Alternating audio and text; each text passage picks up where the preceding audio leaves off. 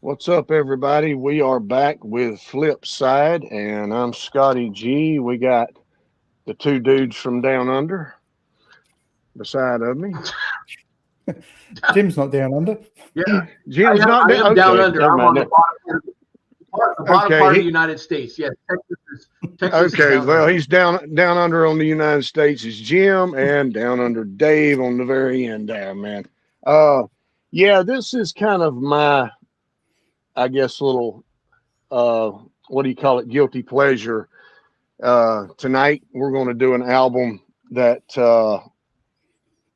I'm 50-50 on, and it's called Enuff Z'Nuff, and it's their debut album.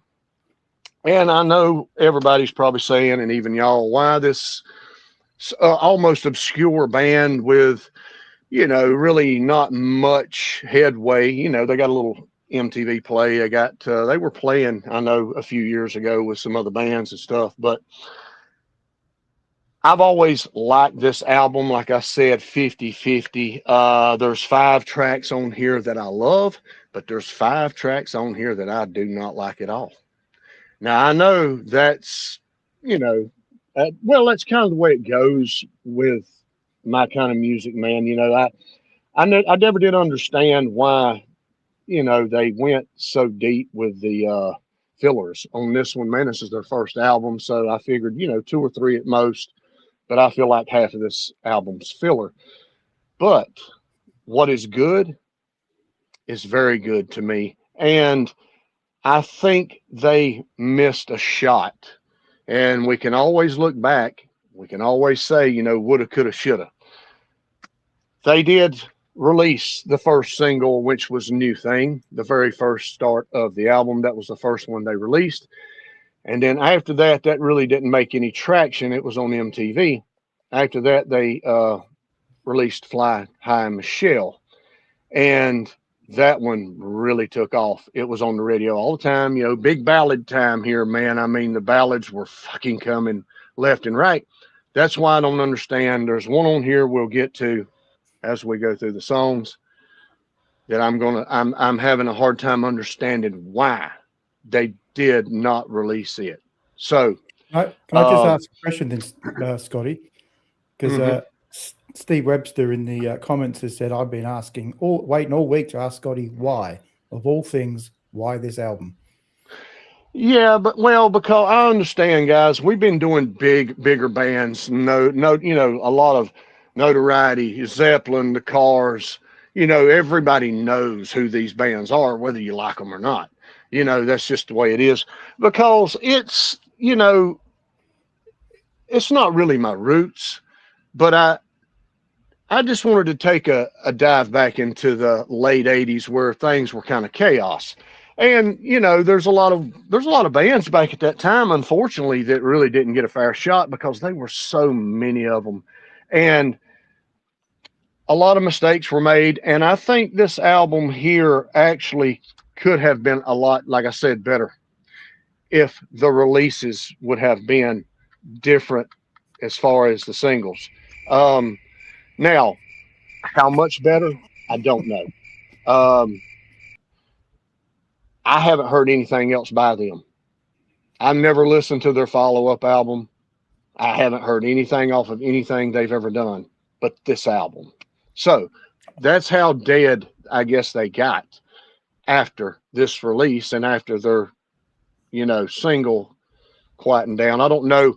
Look up and see what Fly High Michelle went to on the charts, if you will, because I know it was on the radio all the damn time. But let's have a look for it. It peaked at 47 on the Billboard. God, that's it. Okay, okay. Well, it was on the radio a lot, and it's a run-of-the-mill band, guys. Almost a Poison-ish dude, the stereotypical late 80s look. I did not like that. It could have been fucking Faster Pussycat look. It could have been LA Guns. It could have been Poison. It could have been it's what all the bands were with a top hat and all this shit. You know, it's like, that's one thing I didn't like about that era. I mean, get your own identity, get your own look, man. Don't be copying every damn body, but who the hell am I, right? But a lot of people did. Yeah, man. But look, it's just an album that I can say I've always loved, because the songs on it that I do love are that damn good to me. You know, we all got our guilty pleasures, and this is one of mine. I've always been into the bigger bands and stuff like that, yeah, but I do love a lot of the obscure bands that did not make it. The Shotgun Messiahs, the Enuff Z'Nuffs, you know, the bands that, in my opinion, they came to the party too late. And when that happens and an era is getting ready to crash and burn, there's just, the record companies don't have nothing to do with them. Nobody wants anything to do with it. It's changed overnight to this grunge shit. And, you know, it's a lot of good music was made, though. I will agree with Rob on that. He knows more about the early 90s and the late 80s than I do, because I'm more of a 70s, early 80s guy, you know. So, but yeah, that's my take on it, man. And it's not for everybody. I think the singer has a very unique style of singing. He can literally sing, like on that first song. I'm like, when's this guy breathe? You know, I mean, he's carrying those freaking notes out, man, just one right after another, man, just not taking a breath almost. So I love the way he sings. He's got a unique voice. And the sound of this, the quality and the sound of this damn album was perfect. Whoever produced it done an excellent job. And let's not forget about some of the wicked solos on this sumbitch, man. Whoever that lead guitarist is, he's fantastic. So I know their names, but I hadn't looked at it in a while, so I couldn't tell you one of their names right now off the cuff. But that's how I look at it. It's great songs, and there's some shit songs, but I still love the great songs good enough to say I can actually take to this album. Jim? I was going to say, can you hear the sound effects at all, Scotty? Wow. Was the can you hear the sound effects going on? Done. I didn't hear them. All right. Rob's giving you a hard time in the background then. Oh, is he? Okay. Enuff Z'Nuff. So, never heard of these guys, right? Obviously, you guys all know that this was not my genre back in the 80s. I was still a young man. I wasn't an old man in the late 80s or early 90s. But this really wasn't my thing. I knew the big bands, right? Like you talk about, I knew the kind of 7 is not a bad placing, right? You hit the top 100, you've done something right. But anyway, my impressions are, don't judge a book by its cover. Sometimes. I read one of the singer wasn't happy that the record company marketed them as a hair metal glam band instead of a power pop band. And I don't know. I think the record company got it right based on the way they look. Yeah, they look like every other kind of hair man, but record companies have something to do with that, right? They have people that, yeah, I think my Wi-Fi, my internet thing is going in and out tonight, so I'm sorry about that. I live down under in the bottom part of the United States. So I didn't think it was a horrible album by any stretch. I think, yes, there's a lot of great guitar solos, but I think there's too many of them for my taste. But at first listen, when it started, I thought it was a heavier version of Cheap Trick. And then I read that there was between that singer and Robin Zander from Cheap Trick. But for me, if I want to listen to Robin Zander, I'm going to go listen to Heaven Tonight or something by Cheap Trick. For the most part, I like his singing, though. Most of the time, I thought the band was tight. I'm with you. I think the album sounds good. I think the harmonies are good. I think the melodies are good throughout most of the songs. Remember, my opinions are based on my musical taste, and this is really not my thing. But there are things that I like and things that I didn't like, just like any album, right? So, and that's where I'm going to leave it at for there, right? Okay, I want to say a few things about the AC/DC concert I witnessed Saturday night. Dude, fucking AC/DC rules, bro. Them motherfuckers rocked Charlotte out. I mean, literally, I didn't know that was the first stop, too, man, until about halfway through the show of the American tour. The stadium was fucking wall to wall, bro. And literally, they done a phenomenal job. If Brian was getting any help, you damn sure couldn't tell it. Now, I will say there's a few parts in a few songs that he done where he either got a little quick or was a little late, but it blended in well. He sounded excellent, man, in my opinion, for their age. The music, though, was spot on. Not one fault, not one stumble, not one anything, and it was loud as hell. We couldn't hear when we got out of that place. Just a stellar job from a stellar band that I was not going to go see, man, but hey, I'm so glad that I did. What a damn goodbye and a farewell to one of the, if not the greatest band that's ever graced a fucking stage. And I will say this: these guys, and I've narrowed down the last tour bands that I've seen. This is the best farewell tour I've ever seen. I'll be seeing Iron Maiden's farewell tour in 2 months, and I will judge that one with this one. But so far, farewell tour, AC/DC, top notch. There's nobody that can touch them on the farewell tour. That's what I'm going to say, and that's the way it is. So, Dave. Is this the first farewell or the last one? They've never done a farewell. So this has got to be. Farewell tours tend to not be the farewell tour. Yeah, but look, AC/DC's always a band that's had class. They've not got on the internet and just jabber. Dude, I love their class, and they've never announced a farewell tour. If they was to come back, then I would kind of be a little bit disappointed in it, because they were struggling to get around, but Angus still got that hop in a few times in this show, man. Hey, dude, what a class act.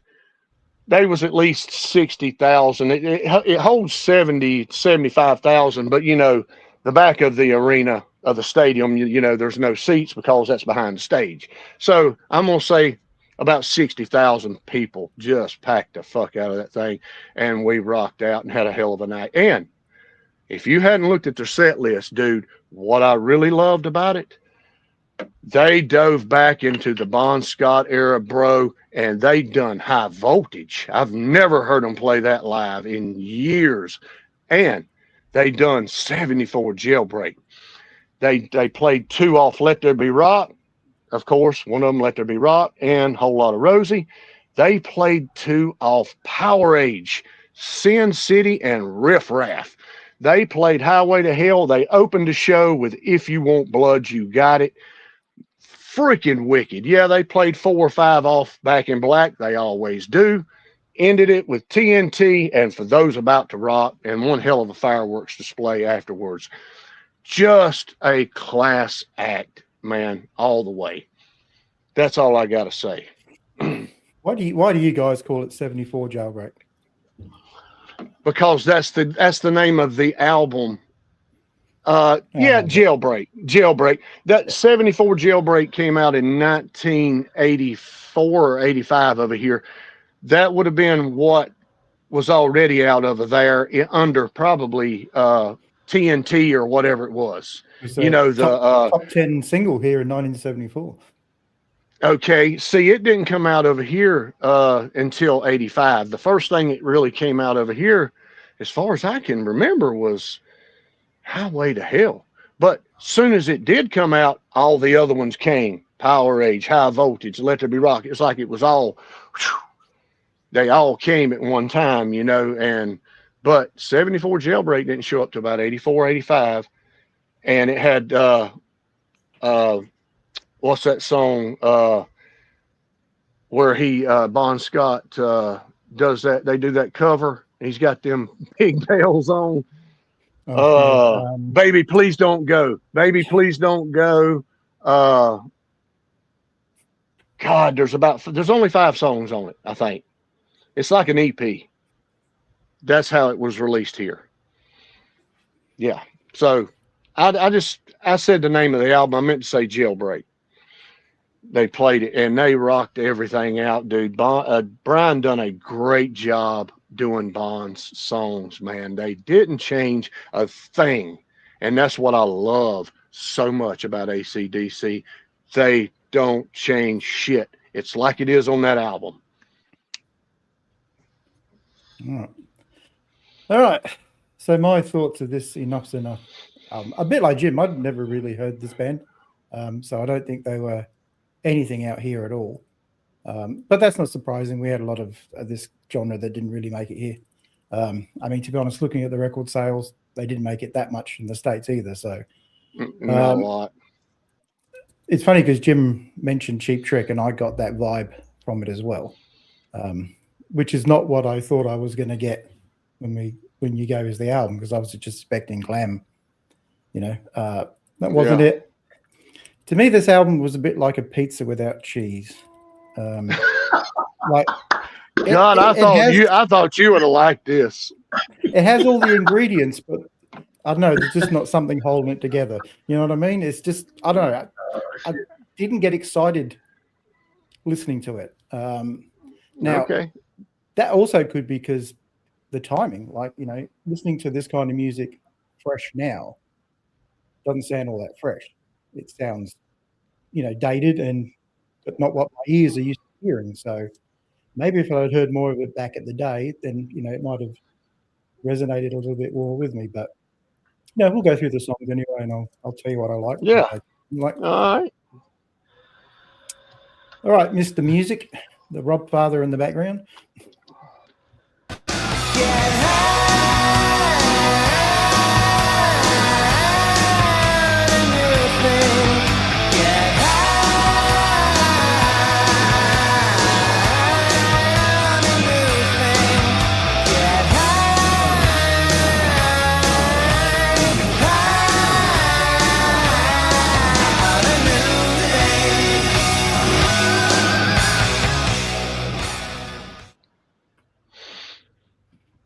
Well, Scotty, what do you think of that one? I like that one. I've always loved that one. It was their first release. Even though I liked it, that doesn't mean the whole world's going to like it. You know, I think it was a mistake to release that one, and we'll get to the one that I'll tell you guys that I think should have been their first release. But new thing, great groove, good beat, good vocals, man. The great sound, dude. Like I said, they had everything that pretty much most of the 80 bands, you know, had. And at that time, it was just so hard to differentiate yourself from everybody else. But if you try to look like everybody else and dress like everybody else and sound like everybody else, well, what the fuck, you know? So, but like I said, 50-50 on this. And ironically enough, I will say this afterwards because it'll give the ones away that I don't like if I say it now. But great groove, great solo. I can't get enough solos. Like Jim said, I will agree, and I've left this out. The harmonies were fucking excellent on this. They harmonized so well together, man. That I did forget about saying. Thank you for noticing that. So yeah, new thing, not a bad song, something I can listen to. So, all right, Jim. All right. Yep. So this was one of the standouts for me. I get why it's a single.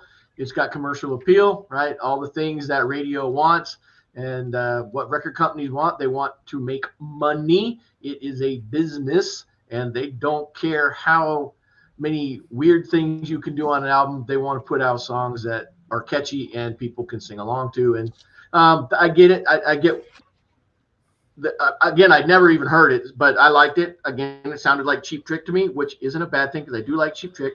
Maybe he sounds like Robin Zander and John Lennon a little bit because, like Cheap Trick, this band is from Illinois. So maybe there's enough of a twang or something in his voice, or maybe he purposely tried to sound like him, and that's okay, you know. But I liked, like I said, I was kind of hoping during the verse that it would change up about halfway through because it kind of just stayed the same during the verse. And I wish there was just a little change up. Yeah, of course, and I like the effect on the vocal after the guitar solo. But it's just that, it's a to me it was a pleasant sounding song, right? It wasn't what I was expecting when I went to listen to the album, and so I was like, okay, let's see what else this thing has for us after, you know. So you was expecting something hard thrash metal or something, probably, right? Look, I wasn't gonna throw that at y'all right yet. You know, I was expecting something that I did hear later. So okay, it's okay. All right. It's about experiencing new things sometimes, right? I have an open mind. I still may not like it. That's the name of the song. Yeah, that's right. Yeah, new thing. You know, there's been lots of bands that I didn't like 20 years ago that I like. Hey, I don't mind them now, right? You know, things change, right? So yeah, right. Your ears change, and things that you didn't used to like, you will like, right? And things that you did like, you're like. You know, we evolve as humans constantly, right? Some of us. Dave, it's up to you now. I'm done. Yeah, some of us. Now we all evolve. Yeah, like I said, when this one first came on, I was like, okay, this is not what I'm expecting to hear. Like, this sounded very Beatles, Cheap Trick, and it's catchy. It's a catchy tune. Is it memorable? I don't know. Like I said, it's all about timing. You know, like I'm hearing this 30 years after it came out. Yeah, and I'm like Jim. I don't remember this one at all. But I think it works. It's definitely one of the stronger tracks on the album. You know, would I playlist it? Probably not, but it's not a song I would turn off if it came on. I said it's catchy enough. I just don't know whether, you know, it's something I'm going to remember over time. But yeah, it's a good effort. To me, it is an older sound. You know, that poppier Beatles type sound, which, like I said, is quite pleasant to the ear. So yeah, I had nothing against this one. All right, Rob, give us She Wants More.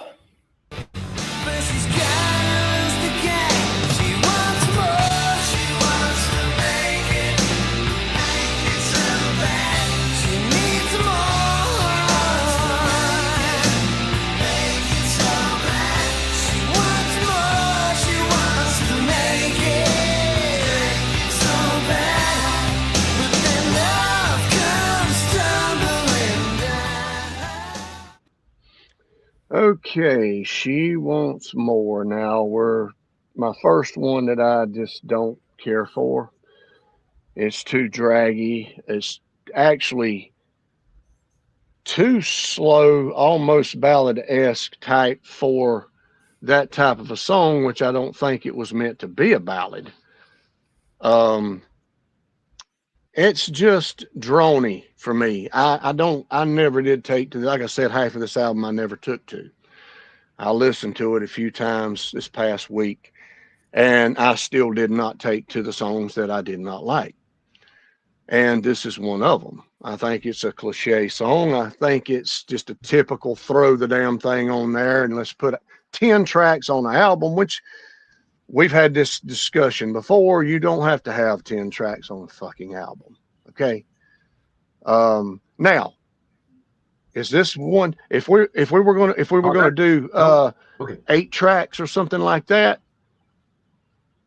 this would be one that would stay on the album, because trust me, there's a few more that I hate way more. Okay. This is not a deep hatred song for me. It's just, I don't like it that well. So there you go. We'll get to the hate here in a little bit. So that's why I take on it. deep hatred. Yeah, there's a couple. It's just cringe worthy. Like that. Yeah. All right. So for me, it's bluesy, right? It's a blues. Was it 6/8 timing or something? I thought the pre-chorus was kind of interesting, and the transition to the chorus was different. It's got a descending progression again, which lends itself to Beatles' Cheap Trick, right? That's a really common thing that both of them do. I think on this one especially, he really had his vocals draw out longer, right? And that's really a Robin Zander kind of thing, right? To really make the note kind of drag on and so yeah. I guess I would say it was filler. Please explain what, Rob. I'm listening. Please explain what. The descending chords? Descending. Yeah, just that, for example, if you start on a C, right, and the bass line, the chords are going to progress down, right? C, down the scale, right? And it gives that sense of movement, right? And it was something that Paul McCartney always did, still does. Anytime somebody does that, and that's why, like last night when we played that first 45 that we did, it has that same thing through the verse, and that's why people would say it sounded like the Beatles, because it was a descending, it was like C, E minor, A minor, F, G, kind of a progression. So it just it's common, just running down the neck. Yeah, just running down the neck. But it gives a sense of movement, right? I'm done. Okay, David. So you expecting me to like this one now, Scotty? Because none of you do. Yeah, I mean, you got a track record of doing that. So do I. Yeah. So there you go. It's not going to happen though. I put down it's like a V8 running on 4 cylinders. You're not getting anywhere quick with this one. Yes. This was really generic to me. Yeah. One of those songs, like a million bands could have wrote it, but they all decided not to. Yeah. For good reason. Yeah, I think 8 tracks. You could probably get away with an EP to this album, I think. But yeah. Yes, absolutely. All right, now the one that most people say they know, "Fly High, Michelle." Yes. I know that what goes up comes down. I didn't know you hit the ground. Why'd you have to give it up?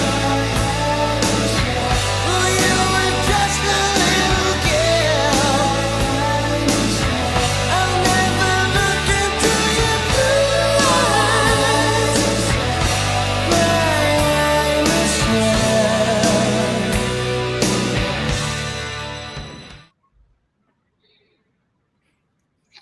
Okay.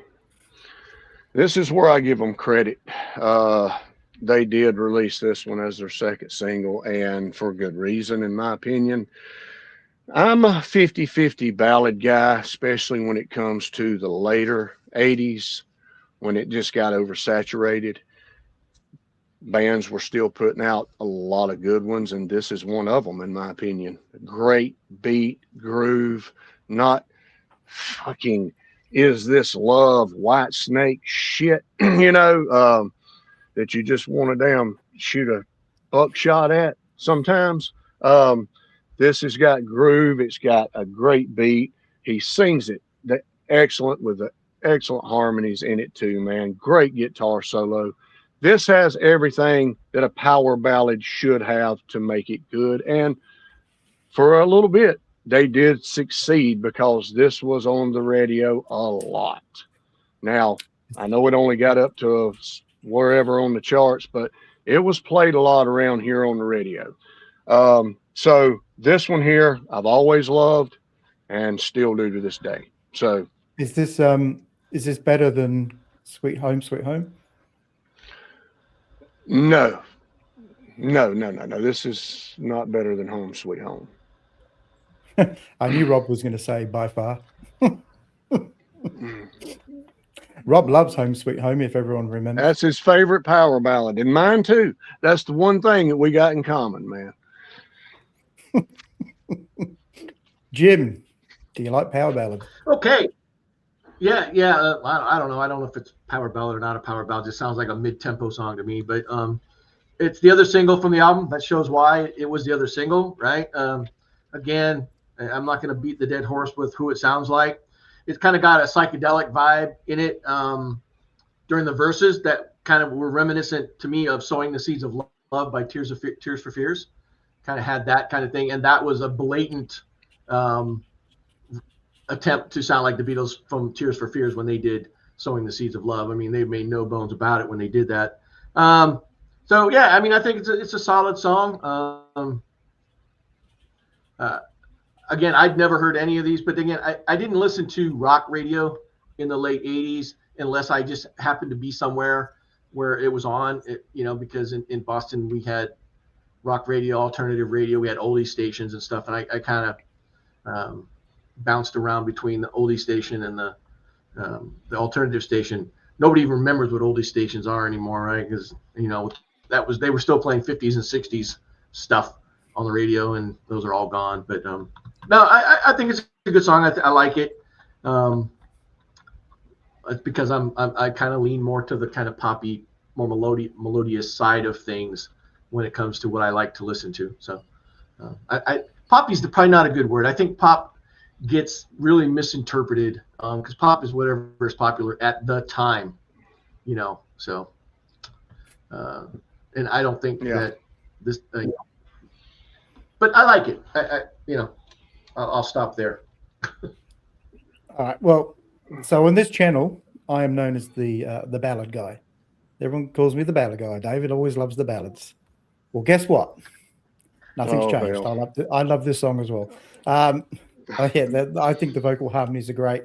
I'm going to put it up there with Home Sweet Home. I don't remember this song at all. This is a really solid song, and I think by far the best one on this album. I kind of had a feeling that Dave will like that one. He's got to. If there's something on here, and maybe one more that when we get down through here, that I'm going to see if I'm right, though. And I do like the fact that the song has meaning, too, so it's not just a sappy song. It is about a mushy love song, yeah. Is this love I always appreciate that I'm feeling? Yeah. I like that song. Hey, that's the one that Rob loves.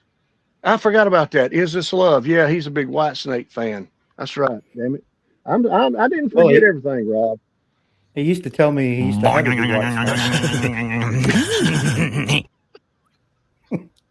I love it. He can't defend himself. He just comes up in the comments. You can't hear the sound effects going on, so. And that's a good thing, probably. All right. Rob, have you got track number 4 ready for us? Hot Little Summer Girl. That's what Scotty likes. Yeah.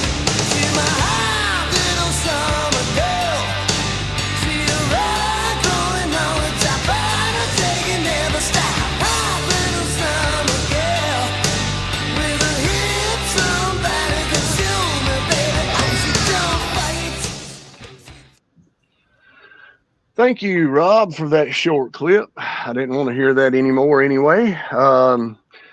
Yeah, this is probably weaker than the one that I don't like.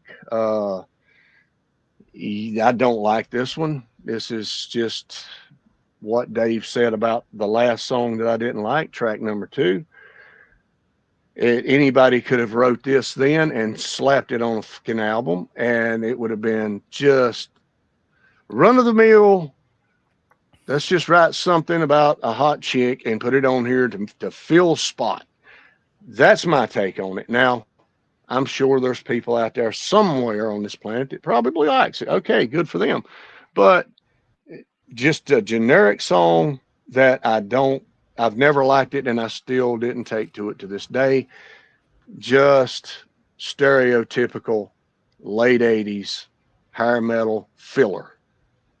I'm going to try to be nice. I thought you did pretty well. Thank you. What's your opinion on my Careful. If you're too nice, you're gonna get yelled at. I thought it was cliche, right? Typical cliche.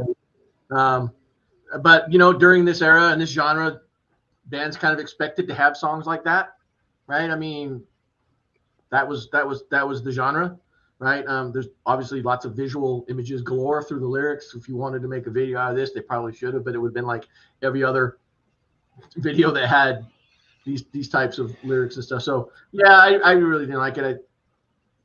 But I get why it's probably on there, but yeah, not for me. It's just kind of yeah. That's it.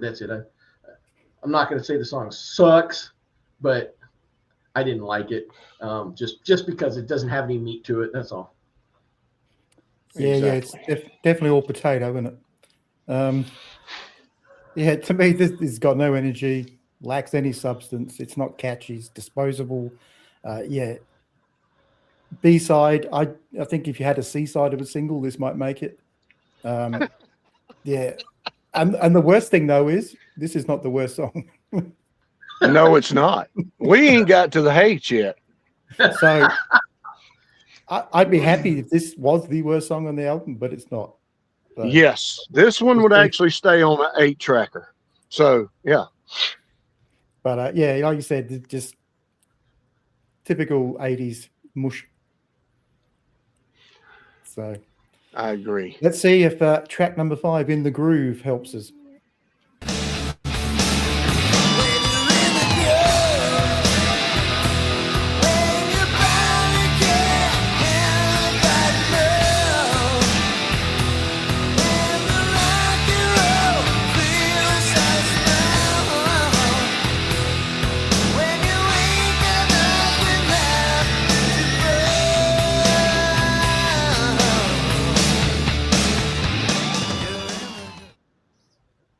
Okay, now we're on to my favorite song on the album, In the Groove. This should have been the first single, in my opinion, off of the album instead of New Thing. I like New Thing, got nothing against it. This is power. This is punch, the breakdowns, the bass, the singing in it, the guitar solo is shredding. It's erratic almost, but it fits the song. This is a power punch song right here to me. I'm not all about speed all the time. This is about melody and punch for me, man. Something you can put your fist in the air and rock to. With great vocals, like I said, man, I think this song here would have been the perfect one if they wanted to represent themselves as a rocking band. This one would have been a little bit better. Now, they could have used New Thing, which I wouldn't have used it at all. We're going to get to the other one that I would have used. But remember, Flying High Michelle, I agree with wholeheartedly for their second single. But this one here is my favorite one on the album because of the beat. Just everything is great about this song, in my opinion. But that's my opinion. So, Jim. We know what opinions are, right? Everybody has one, right? So when I saw the title, when I saw the title, I was like, "Oh, damn! They covered Madonna Into the Groove," right? And I was like, what could they do to that? Interesting, but it wasn't. So I was half-heartedly hoping for a Madonna. Yeah, but they would have done it their own way, and I would have like, oh, what kind of spin did they put on it? But it was not Into the Groove by Madonna. But anyway, again, it's another bluesy kind of song. It's really the same beat as She Wants More, just faster. And tons of guitar fireworks and stuff like that. So if that's your thing, you're going to love it. I think there were some really interesting timing things going on. I think that's what you were talking about a little bit. Kind of a little hiccup on purpose, right? And so that made it interesting. Yeah. That's at least broke the song up so much so it didn't sound so much the same all the way through, right? And so it has that going for it, that in terms of that it made it a little more original by doing that. But you know, it's a guitar song that's, you know, that is what it's for, and that's what they did with it. You know, they took a blues riff and they worked on it, right? So. And I'm a huge fan of echo vocals, man. The echoes after the vocal. I've always loved that though. He does it all the way through this one, and the timing's spectacular. But I left that out. But go ahead, Dave. Are you done, Jim? Yeah, I think Jim's done. Oh, okay. Okay. Can you hear us, Jim? I'm done. Okay. Okay. He's done. Well, I must have misheard this song then, Scotty, because I'm not hearing what you hear. Wow. I didn't like this one. I didn't like this one either. Wow. And Damn, I thought you would have liked this. No, it was too long. I mean, I don't mind long songs, but this was too long and not in a good way.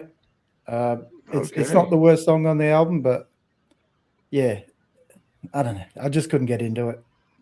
So, all right. Yeah, says the prog guy. That's what I said, Rob. I love long songs, but they've got to give me something. This just didn't give me enough. I like only when Metallica does it, right? There are some Metallica stuff I like. But like I said, timing's everything. And maybe if I listen to it more, you know, it might grow on me a bit. But, you know, we're talking, never heard it before. You get a quick, you know, time to listen to it. Didn't do much for me this time. But, you know, maybe I'll give it another listen after, because you and Rob said it's really good. So. Okay, Rob liked that one. All right. Yes. I thought he might. Yeah. So, all right. Fair enough. All right, what have we got now? Little Indian Angel.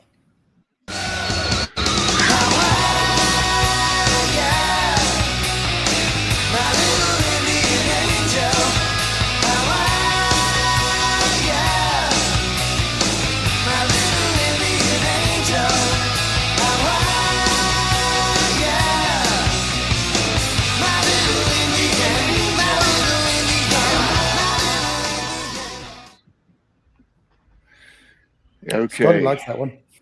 It's time for the hate. Just before guys, you go, Rob loves this track. No, he don't. He does. He's put up great tune. Oh my dear God. He must be being sarcastic. But anyway, this is one that I'm definitely not putting on the fucking album. It goes from Hot Little Summer Girl to My Little Indian Angel. This is so fucking cheesy. It just, look, I love cheesy stuff because I'm a hair metal guy. But, hot damn, man, we got to have some high quality cheese any fucking way. This right here is just lame as lame can be. Now, that's my opinion. I've never liked it. I thought it was a horrible track when I first heard this album. And I'm sitting here scratching my head still to this day, 30-something years later, wondering, what the fuck, guys? You could have wrote anything in 5 minutes probably and put it on here and it sounded better than this fucking song. So that's one of the hates right there. I got one more, but I've got nothing for this song at all. So that's my take on it. Yeah, so I was gonna say, Scotty, so is this like that government American cheese stuff that came in a block, right? Good stuff too, man. Yeah. No, I'm kind of like you. It didn't really hold my attention. Just more guitar stuff, kind of a reason to play guitar, and I guess it didn't do anything for me. Just the opening chord of the chorus, I think, is the same chord as "Girls, Girls, Girls" by Motley Crue. Just that one chord, and then it descends, right? And then they go and do something different with it, which is cool because you know, they don't want to get played, you know, get sued for stealing. But yeah, no, I'm with you, Scotty. And you know, I guess I'll stop talking shit about Scotty because we are agreeing on this album more than I thought we probably would. Yeah, I'm going to be honest about things. And that's another thing me and Rob have in common. Our favorite Crue song is Girls, Girls, Girls. And our favorite music video is girls, girls, girls. So, hey, Yeah, and Rob's favorite ballad is Sweet Home, Sweet Home. Home Sweet Home, man. Yeah. So are you surprised I even knew that song? What, Home, Sweet Home? Oh no, no, no! If you was alive back then, you had to have known that song, whether you my internet is disastrous. whether you liked it or not. Yeah. Okay. Little Indian Angel. I don't hate it. I'm done, David. I don't mind the chorus. I just don't like much else about it. So I think this could have been a better song. Yeah, and you can say that with everything, you know, like it could have been better if they did this, but it could have been a better song. I think there's potential in the song. It just doesn't feel like it's completely finished to me, but like I said, it's not the worst thing on the album. So I know you disagree. Yeah. All right. I know you disagree, but that's all right. They might be one that's worse. We'll have to see. Well, let's see if is it going to be track 7? No. For now.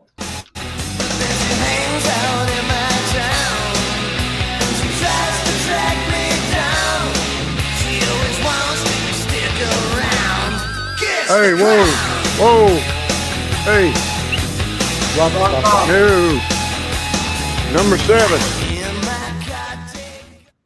Rob, you put the wrong track on. You skipped one there, bro. Well, you may as well do Kiss the Clown while we've got it. Yes, if we want to kiss the clown right now, they can kiss my ass, because that's the one that I hate just as bad as my little Indian angel. There you go. So, yeah, kiss the fucking clown. Okay. Yeah, man. Nah, terrible song. Kiss the clown. Come on. What the fuck, bro? We're putting what? Why are we kissing clowns now in hair metal? It just never. I'll stop while I'm ahead. I don't like it. I never have liked it, and I'm pretty sure I never will. Even if I'm old and demented, I won't like this. Well, you're song. getting there. So, but anyway, that's it. It's a terrible song in my opinion.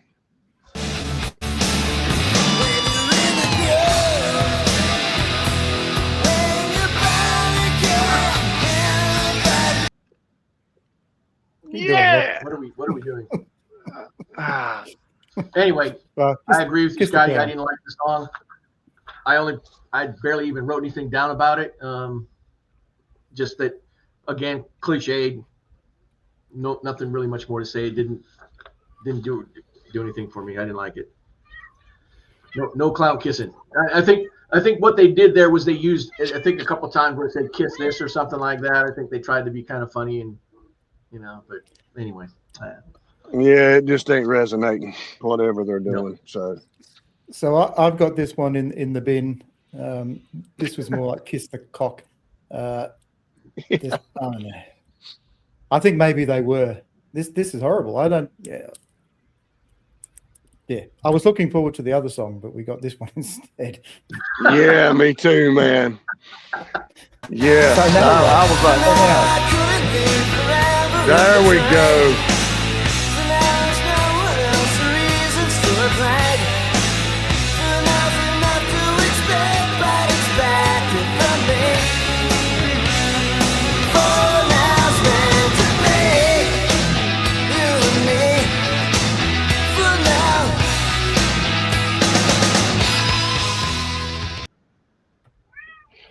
People like us don't ever change. Yes, I love this one. Always have, man. This would have been a good single too for the radio, man. Great beat. I like the chorus. I love the sound of the song. He's almost telling actually a real story in this one, man, instead of kissing clowns and loving and Indian angels and shit. This one is a steady rocker all the way through. It's the same tempo, but it changes from the chorus to the, what is it? What am I thinking about? Well, the verse to the Is chorus. that what I'm thinking? The verses to the choruses, yes. Yeah, he sings the verses really fucking good in this one, man. He's not stretching it out. He's using just a regular singing voice. He's not stretching his voice and making it run into the other, other words as he goes. This is a pretty clean song. This would have been a real safe song to put on radio, but evidently it works for me. I've always loved this song. So for now, it's a thumbs up for me.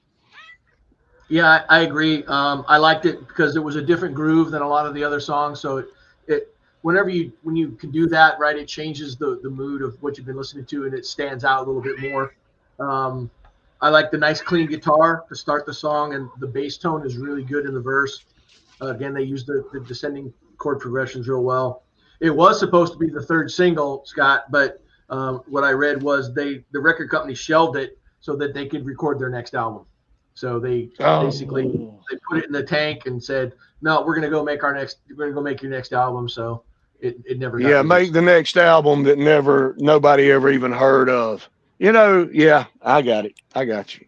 Well, to be fair, I hadn't heard this one either. So, well, I hadn't heard any of these, but that's all right. I lived under a rock. No, well, I must have been under the same rock with you because I hadn't heard it either. So, don't feel not many people did. Yeah, well, I've got this one. This is my second favorite on the album, behind Fly High Michelle. And I just pretty much wrote, sometimes songs are just so much better when they're straightforward. Don't be too clever. Let's give us a straight rock song. I think the melodies work.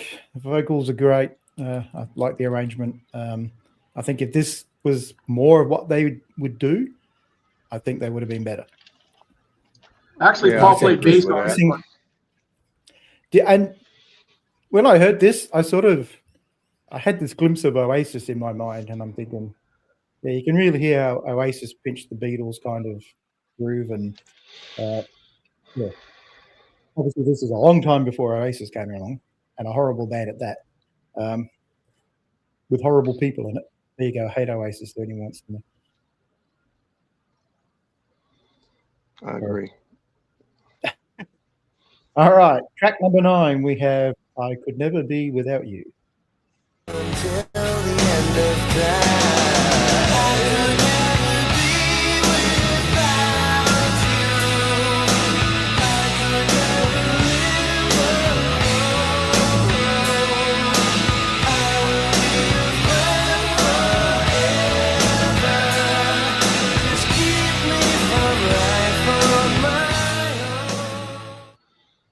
Okay, we are to the next song ballad that I think they missed out on with a single. Yeah, it's a mushy love song, but it's got punch and it's got some power to it, and he delivers fucking excellent with his vocals. The harmonies are fucking fantastic in this song. It's got a great solo. It's got some power to it. Power ballad-esque type song. This one right here, I think the Chicks would have eat alive. Missed opportunity, that's in my opinion, and I do love the ballad. I do love it. This is one of the 2 ballads that I do like on this album. I think it's great. It's a rockin' ballad, man, and I do love rockin' ballads. So yeah, man, I think this one was the missed opportunity. So instead of getting that 3rd single, which for now would have been a great one too, this would have been the other choice behind Flying High Michelle, if I was the guys or the record company or whatever. So that's my take on it. If this album had been released like in 85, 86, I definitely think they would have released that as a single. I think things probably would have turned out a little bit different for them, as long as they left Little Indian Angel and Kiss the Clown off for you. So, yeah, there you go. Hey, start me up. What are you doing, Rob? God. He's torturing us is what he's doing. He knows I hate that song that describes what Rob's doing. Is called "Too Much Time on My Hands." Right. Got too much time on my hands. I think so. I like the song itself as a song, and this is kind of where people won't agree with me. I think that if he had toned down the guitar solo a little bit and just been more melodic and not as much a speed demon through the whole thing, right? Because he did that on like almost every song, kind of playing the same phrasings and expressions, right? Where he just kind of wailed, right? And when you do that, it just becomes like, is that all you know how to do, right? And so my comparison would be, if last week we did Billy Idol, right? We had Steve Stevens, but Steve Stevens didn't just play the same thing on every song, right? He changed it up, right? He would, on some songs he would wail, some songs he'd be more melodic. And I think this one, I guess it would have been maybe it would have been a more cliched power ballad if he had just done a melody type solo, and maybe that would have made it the same as everybody else. But I think for my ears, I think, that would have been good to me, for me anyway. They play it the way they want to play it. That's what they wanted to do. That's what they did. He plays it well. No, there's no argument there that the guy he can play, right? Just my taste. I would have liked a little bit more of a subdued solo. You can still wail, but you can, just build it up as it goes instead of just smacking you in the face right away. That's all. Okay. That's all.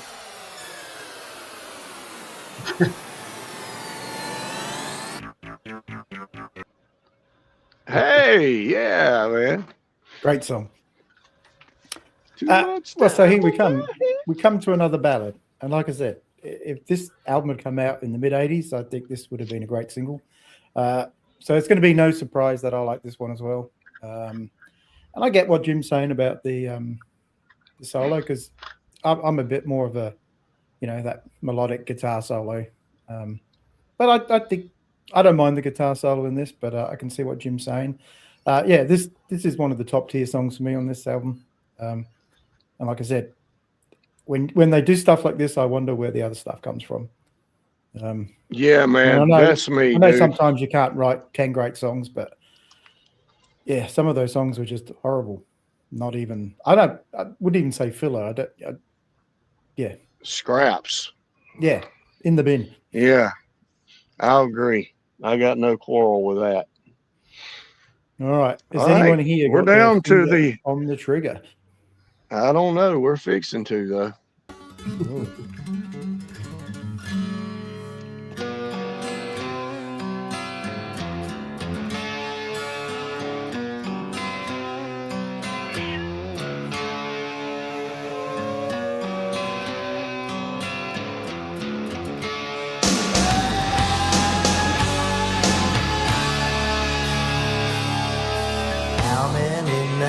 Must have wondered, and how many nights must have waited,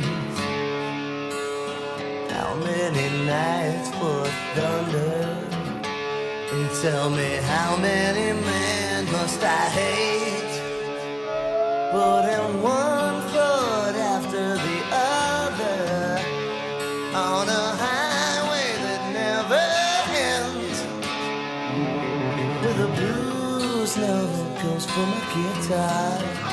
I jump back in the saddle again, and I got my finger on the trigger. I shoot the big one and blow you away. I got my finger on the trigger. I think All right, man. Now, look, this is not my favorite on here, but it's not Kiss the Clown or Little Indian Angel. That's for damn sure. Yeah, you won't get those songs out of my head, bro.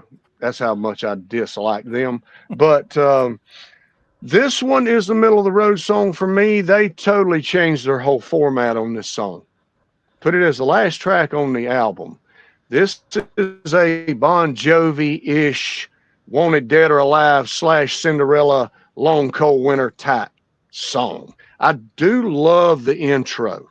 I love how he sings. I love the build up and everything. But that's mostly what I like about this song. It's when they take off, it just, to me, I know Dave has said it before in this album, it don't go nowhere. It's not a horrible song. I can listen to it, but it's not one of my favorites on here. But I do love that intro. He played the whole intro. I love that. I love that part really a lot. So, what I was going to tell you guys about the songs that I like and dislike on here, every odd song on here, I love. 1, 3, 5, 7, and 9 to me are stellar songs on this album. That's to me. The rest of them, some of them being a hell of a lot worse than others, are subpar. Now, the two, I ain't going to say them, that I just wish that would have never been wrote, with the exception to those. So, yeah, finger on the trigger, I can do that, man. I love how it begins. So, it's great. So, that's my take on it. I could just let Scotty's reaction be mine as well. I was same thing. It kind of reminded me of Dead or Alive by Bon Jovi, right? But I was glad that they changed it up and they started something acoustically and kind of did that. So that was a good change up. It had a little, so it was in that way it was different. The only thing I wasn't sure about, because I didn't really read the lyrics or anything to this one, was the line at the end where he says, "Get yourself a 45 and blow your troubles away."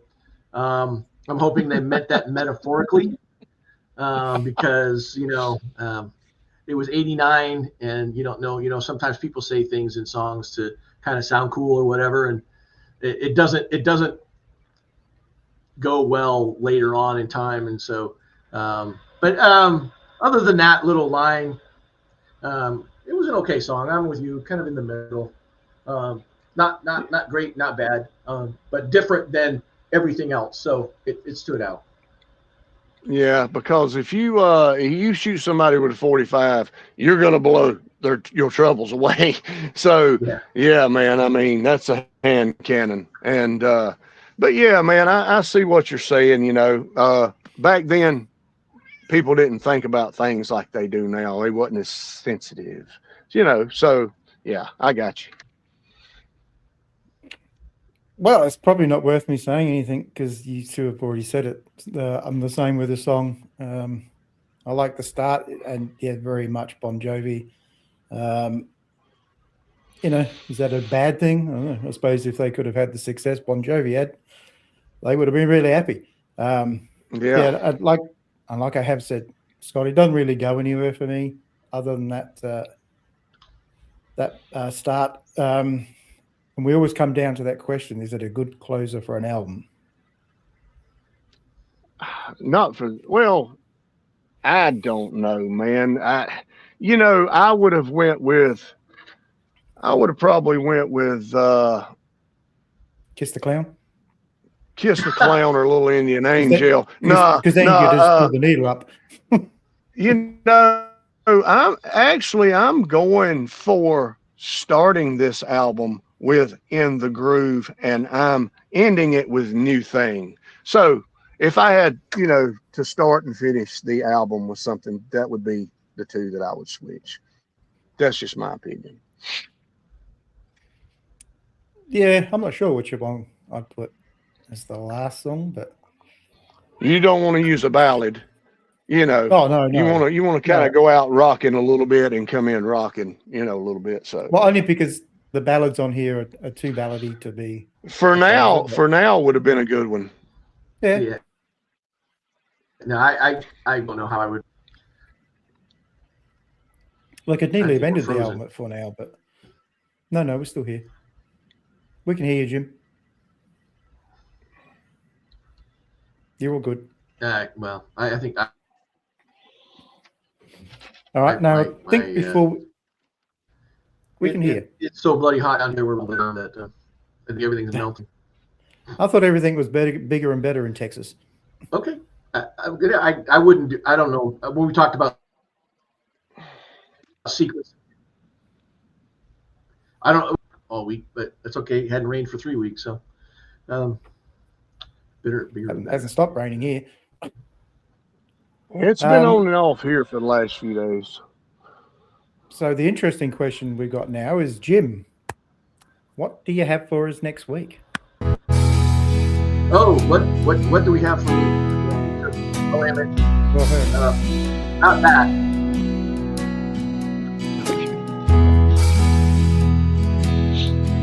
Now we're all gonna go to sleep.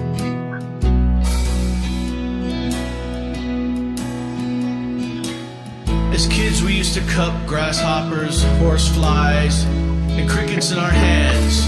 Listen to the buzz, the chirp, its collection. Kentucky, wrong number, woman's voice, looking for Mary. Okay. I used to do that. Jim. Yeah. That was one, Jim singing then, Scotty. Yeah, it was me singing, all right. Yeah. That was me singing. So I'm gonna do the teaser like Scotty did last week, right? I had 3, and I'm gonna put them up there. The first one, and I didn't think people were quite ready for the Donnas to spend the night. I don't know if anyone's heard of the Donnas, but I have. Spend the night with me. it was a really fun album, but it's pretty bland. It's the same thing over and over. Then I thought about Some Girls by the Rolling Stones, but Dave's been pretty nice to me. Yesterday I put up a video that got the video blocked, so I'll be nice and not do that to Dave. So I settled on an old classic that I listened to a lot in high school. Matter of fact, I actually listened to the album outside one time, and it warped the record because it was so hot outside. But I bought the CD, and that is Slow Hand by Eric Clapton. So a little bit different than what we did this week, kind of a throwback to some 70s classic rock. A little bit of this, a little bit of that in there, and it's not a really long album. So but anyway, that was my choice. Yeah, I'm not sure if I've heard that album in completion. So what was the big songs off that? Lay Down Sally, Cocaine. Yeah, I've heard that. Wonderful Tonight. Yeah, so Cocaine one. It's a lot like the Cars album, right? The first 3 songs were all singles, kind of really good, strong, and then from there it kind of goes in other places. But I used to like listening to it. So I haven't listened to it in a long time, so I said, okay, why not? No, and we've never done Eric Clapton on here before either, so. And we may never again. We've had a few on Backtrack, so yeah. So definitely. All right, guys. Well, yeah, like I said, to me, it wasn't a horrible album. It was just it had some horrible points to it, and I think some of those songs were so bad it really drags the album down. But they're not the first band to do it, and they won't be the last. And I'm sure we'll have a lot more albums on here where we feel the same way, like some really high points and then some really low points. Well, you never know. Yeah, and it's always been a 50-50 album for me. And I thought, well, maybe because every time I say this, because it's true, when we listen to whole albums. It's been years and years since I've listened to a lot of these albums in its entirety. So, but nothing did change for me. It probably got worse for the bad ones. But the good ones still were solid and still playlist material for me, man. I love half of this album. Like you said, I wished it would have been an EP. So that's my thoughts on it. A band that coulda, woulda, shoulda. A little too late to the party. And kind of stereotypical look, style, sound as 100 other bands that were trying to make it at the time. So, and to answer your question there, Steve, no, not really. We just albums that that we particularly like. We're not getting the other panelists permission to do so. Like if we have an album we want to do, then we all got to sit down and listen to it.